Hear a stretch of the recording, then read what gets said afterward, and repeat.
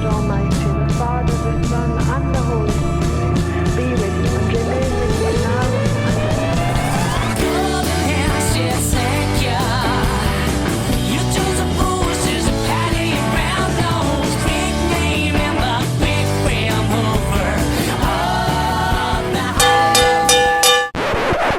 Hi there everyone, Jack here again at the Vinyl Voyage with another video.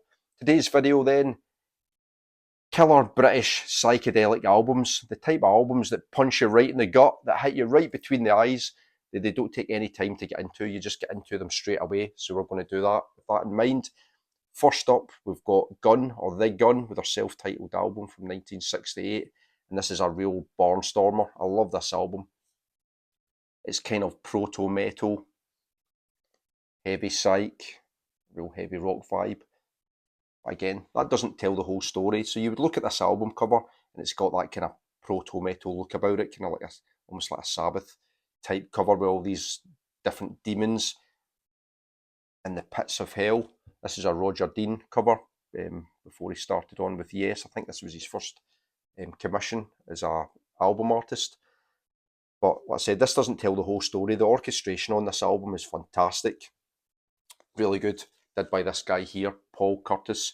He was the bass player with the band, along with his brother, Adrian Curtis, who was the guitar player. Check out that hairstyle.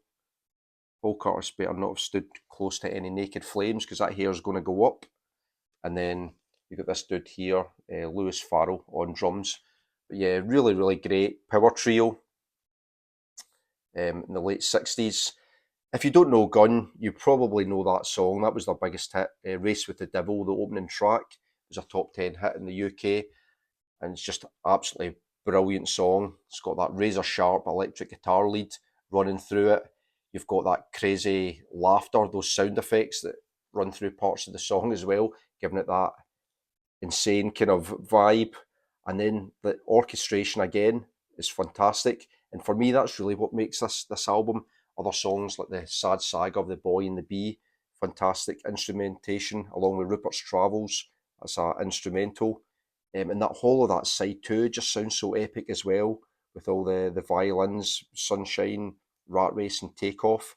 The start of Takeoff, you have a countdown from 10 and a load of different foreign languages. And then it just goes into this absolute acid rock wig out with lots of backward guitars and fuzzy guitar sounds. But yeah, this is a real epic sounding record. Yeah, these guys, the Curtis brothers, it's our first press on CBS. These Curtis brothers, I think they were in a band called The Knack. Then after Gun, they released 2 albums under the name Gun. The second one, Gun Sight, is good as well. That was released in '69, which is an excellent album. Not quite as good as this, not as epic as this. Then they formed a 3-man army, and then the Beckett Scurvis army with Ginger Breaker. But for me, this is their high point. It's really, really, really cool album, and the songwriting on here is brilliant. As much as there's like lots of heavy side guitar leads, it's the quality of the songs and the orchestration that give it that real epic sound. Just love this. So that's Gun with their self-titled debut from 1968. Next to 2021, and a band from the mean streets of Glasgow. This is the fabulously named the Kundalini Genie, with their 4th album called Half In, Half Out. That title kind of reminds me of my very first sexual experience. But yeah, absolutely fantastic band. They've been going from about, I think they started in 2017, and they're on something like album 8 or 9 by now. But yeah, this is just brilliant rock and roll with like a heavy psych vibe. Very, very much in the same vein as Brian Jonestown Massacre. I think this band, led by a guy called Robbie Wilson, he did a number of albums where he was pretty much the main player. He played everything, played sitar and all the rest of it in the early albums. And they're quite jammy. And then he heard Brian Jonestown Massacre and expanded the kind of size of the band. And this is done away with the sitar, but this is very, very guitar heavy, and it's just absolutely tremendous. You can see that fantastic album cover. It's got that kind of tarot card vibe going on here. But yeah, like Brian Jonestown Massacre, circa Take It From the Man and Strung Out in Heaven, and that golden period for that band. That's got a similar sound, and they, like the Brian Jonestown Massacre, they kind of draw on the British invasion bands as well. So this reminds me a little bit of some of the guitar sounds in here sound like the Rolling Stones round about the time of Aftermath or Between the Buttons. But yeah, brilliant. Great guitar sounds, great kind of drony, drawled vocals by this guy, Robbie Wilson. Very, very well demonstrated in the first song called Motherfucker, and that just sets the tone for the rest of the album. Just, yeah, brilliant, brilliant stuff. There's some real beauties on here. And then towards the end of the album, it gets a little bit more contemplative. It's a little bit more, I wouldn't say ballady, but slower paced songs, not as heavy on the guitars. And one of the songs, it reminds me a little bit, I think it's the song All Your Love Shines On. It reminds me a little bit of Fake Plastic Trees by Radiohead. A really nice vocal on there as well. But yeah, this has been released on Little Cloud Records. See that label down there somewhere. Just show you the wax. So I think it was only released in quite limited copies, maybe 1,000 or 500 or something like that. On this, I think there's two coloured vinyl. There's the burgundy and then like a green version or something like that. But yeah, really, really nice. Sounds amazing, and they've got a number of albums out there, you know, on something like album 9 or 10, despite only being around for less than a decade. So they've been pretty prolific. But I'll definitely be digging into more of the Kundalini Genie, because everything I've heard, I've listened to a few other albums on Spotify and they've been fantastic as well. But yeah, absolutely love this. Give it a go, half in, half out, the Kundalini Genie. Next, the 1970s, but an album that sounds like it was recorded in the late 1960s. Absolute cult classic from Blackpool, of all places. It's Complex with a self-titled debut album. What a cult classic this is. Absolute masterpiece, and an album that I've been after for a long time. So Complex were a four-piece made up of Tony Shakespeare, vocals and drums, Brian Lee, guitar and vocals, Steve Cohen, organ. That organ sounds really pivotal, really integral to their sound, and Last Fog on bass and vocals. This guy Brian Lee, his mum, was the manager of the band, and I think she coaxed them to go in and make a demo. They recorded their demo above a pub, and they come up with this. It was touted out to a record label, and the record label put the demo out as the album. So there's no bells and whistles. It's quite lo-fi, but that doesn't detract from the quality of these songs. Absolutely amazing. I love those first two tracks. Funny feeling. You've got this just amazing keyboard sound, and then you've got this cool little plinky plonky guitar sound on Message from the year 2000. But all the songs sound very unique and individual. It's not an album that kind of, you know, ever gets boring. By the time you get to Mademoiselle Jackie, that's like a French waltz. And yeah, tremendous, tremendous cult classic, this one. And an album, like I said, I've been after this for a while and trying to find the right pressing. But it wasn't until I'd watched Midge's Vinyl Gems. Midge did a video recently where he showed this album, and he kind of gave me that little prompt to go ahead and buy it, because to get a reissue is not expensive. I think I picked this up for about £15. But yeah, I'd been reading around Discogs, and they were saying, oh, this copy doesn't sound good, this reissue doesn't sound good. But then the more I read, the more I realised that because it was recorded in a pub, the very initial recordings, pressings, I think there was only 99 copies of this album ever pressed, so it's rare as hen's teeth. But none of them sound fantastic. You're not buying this album for audiophile sound quality. You're buying it because the songs sound amazing and it's played with like so much passion and heart. So yeah, I wouldn't say that Midge twisted my arm to buy this album, but he certainly got me in a headlock and yeah, led me on my way. So I'm so glad that I bought this, because yeah, it's a beauty. And this is a nice reissue, this Record Store Day 2021 reissue. You get some detail about the band. Down here, a detail about how they recorded the album and about how it was only released in 100 copies, then sent off to Craighall Studios in Scotland to be pressed. That gives me hope that one day I might find an OG copy. You never know. Yeah, oh, nice. Orange vinyl from, this was a Manchester-based reissue company, what they called Vinyl Revival. Yeah, top album this, I'd highly recommend it. If you like, it reminds me a little bit of Gandalf, the American band Gandalf, which is quite a lo-fi album as well there, kind of one and only album, and this is quite similar. I think these guys did put out a second one, I've not heard that. Yeah, this is certainly an absolute beauty. Complex from 1970.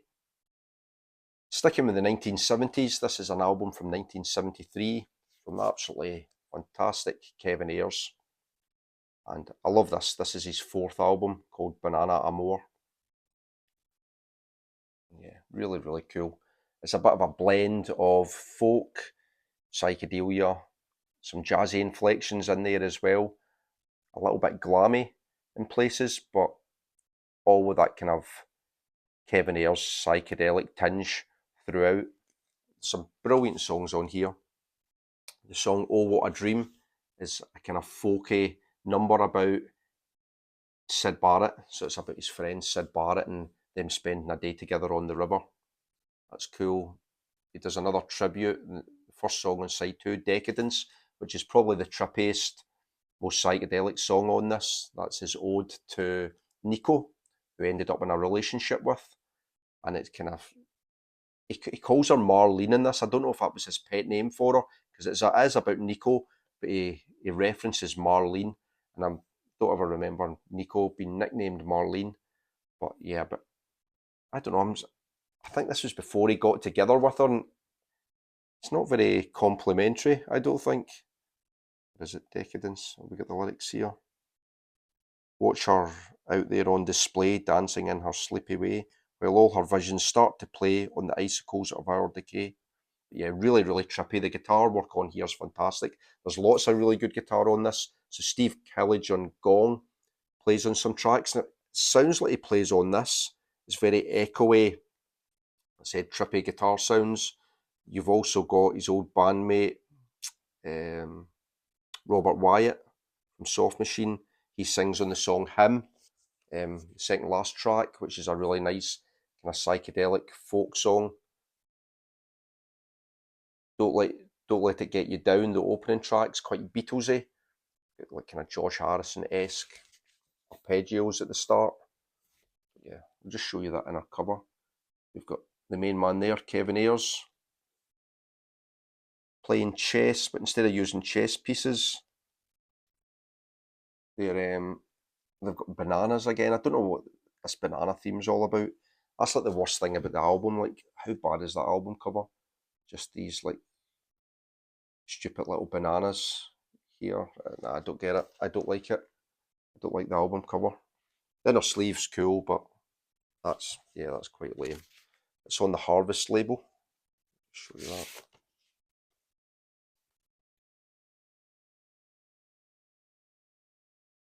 It's not quite Joy of a Toy. It's not as good as that, but it's up there with whatever She Brings We Sing, the third album, which I really like. I think it's as good as that. The third song, When Your Parents Go to Sleep, is a kind of soulful bluesy number. Some really nice guitar work in there. And then that final track, Beware of the Dog, is an orchestral mini epic. I think it's like about a minute and a half long. I'll just read you the lyrics to that.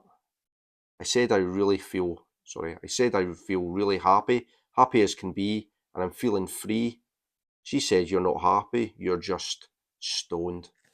And yeah, that's a nice way to end this album. But yeah, really cool. I like everything Kevin Ayers does. He's a fantastic songwriter, and I love his vocal delivery. And yeah, that's up there with his other albums. Maybe not his best, but certainly If you like Kevin Ayers, you would enjoy this. Banana Amor from 1973. So finishing off with some 1980s psychedelia. This is one of the first albums that was released on the Woronzow label from 1987.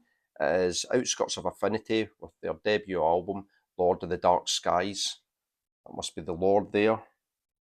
This guy here on the mountaintop summoning some kind of god. Well, you got all these kind of King Gizzard-esque creatures, these little mutants watching on. Yeah, that's brilliant, brilliant stuff. This is hard and heavy, fuzzy psychedelic rock with heavy emphasis on guitar. So if you know this Woronzow label, it was the label that was owned by Nick Salaman of the Beavis Frond, the main driving force, the main man behind the Beavis Frond. And he actually plays on this album as well. He plays bass on the album. That's cool fisheye picture of the band. Psyche lyrics. But yeah, he plays bass. The guy takes on guitar duties and sings is a guy called Barry Watts. He also plays the sitar and Rick Gunther on drums. But yeah, this is, think Hendrix, think Cream. This is what this is all about. Just long guitar solos. Like this guy Barry Watts is a real virtuoso on the guitar. The first opening track is quite short, Invocation, Warning. Then it goes into Gemini Spell, which is like a longer jam. I really like this one, Eastern Spell. Eastern Spell is what it says on the tin. It's like a bit of a kind of Indian raga. You've got this guy, J.S. Racine, playing tabla and dolak. But it's really cool as well. There's a great cover of Tales of Brave Ulysses on here as well. But yeah, fantastic, fuzzy psych guitar. Again, I was looking for an original of this for quite a while. And it's not an expensive album, but I wanted to get a nice original. But in the end, I watched Steve Carlson's channel the other day, and he showed this. He had bought the reissue. If it's good enough for Steve to buy a reissue, I thought I'm going to buy a reissue as well. It only cost me a tenner. You can pick this up really, really cheap, and yeah, it's a really good listen.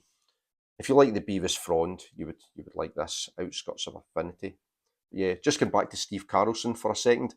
Go and check out some of his recent psych videos. He's done some really, really good ones. I really enjoyed his last psych video showing psych from around the world over the last 10 to 15 years. It's absolutely brilliant. Excellent, excellent video.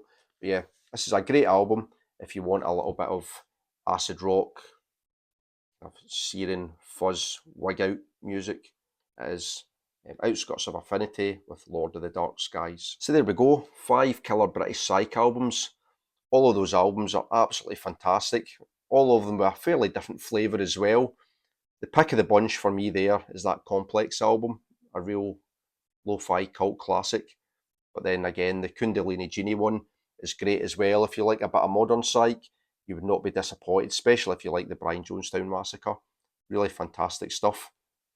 If you've heard any of these albums, any comments to make on any of them, please drop us a note in the comments. I always love to read the comments and always respond. And likewise, if you've got any other recommendations, stick them in the comments as well. Always good to hear. Until the next video, I'll see you later. Bye for now.